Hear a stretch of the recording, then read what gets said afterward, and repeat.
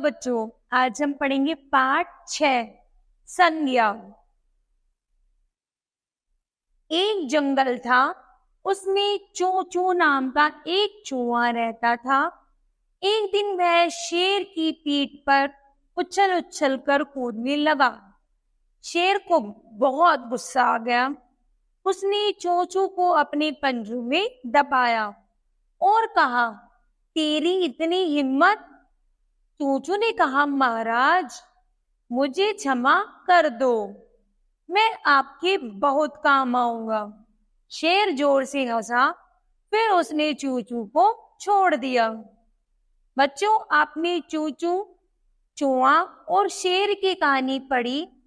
अब नीचे प्रश्नों के उत्तर 1-2 शब्दों में आपको देने हैं, ठीक है बच्चों? आपने चूचू और शेर की कहानी पढ़ी। अब नीचे प्रश्नों के उत्तर हमें 1 या 2 शब्दों में दीजिए।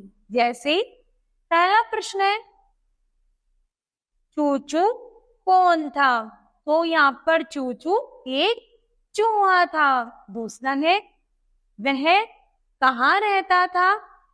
तो वह एक जंगल में रहता था। यहाँ पर है, किसी बहुत गुस्सा आ गया तो शेर को। चूहा कहाँ रहता था? चूहा बिल में रहता था। किस में रहता था?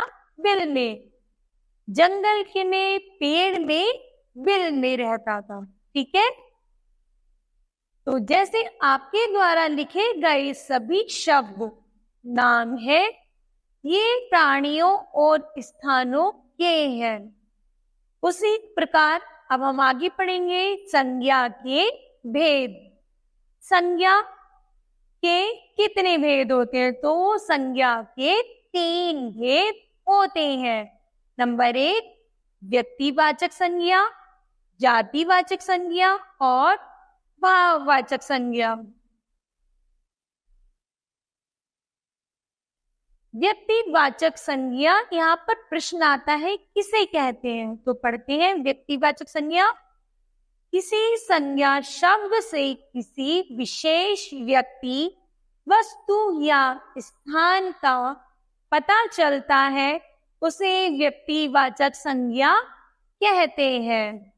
जैसे महात्मा गांधी हमारे राष्ट्रपिता हैं। दूसरा, राजन एक पायलट है। तीसरा, लाल किला दिल्ली में है। उसी प्रकार आगे पढ़ते हैं। इन्हीं वाक्यों में गांधी, राजन, व्यक्ति विशेष व लाल किला दिल्ली स्थान विशेष के नाम हैं। ऐसे नाम ही व्यक्तिवाचक संज्ञा कहलाते हैं। दूसरा है यहाँ पर जातिवाचक संज्ञा। तो जातिवाचक संज्ञा किसे कहते हैं बच्चों? चलिए पढ़ते हैं। जिस संज्ञा शब्द से किसी प्राणी, पदार्थ या समुदाय की पूरी जाति का बोध होता है, उसे जातिवाचक संज्ञा कहते हैं। जैसे पशु, मछलियां, बच्चे, पेड़, बिल्ली आदि, ठीक है। आगे चलते हैं। उदाहरण के आधार पर, जैसे वन में पशु रहते हैं, मछलियां तैरती हैं, बच्चे शरारती होते हैं। इन वाक्यों में पशु और मछलियां शब्द से किसी विशेष पशु या विशेष मछली का बोध न होकर इनकी संपूर्ण जाति का बोध होता है, इसलिए ये शब्द जातिवाचक संज्ञा कहलाएंगे, ठीक है। आगे पढ़ते हैं। नंबर 3, भाववाचक संज्ञा।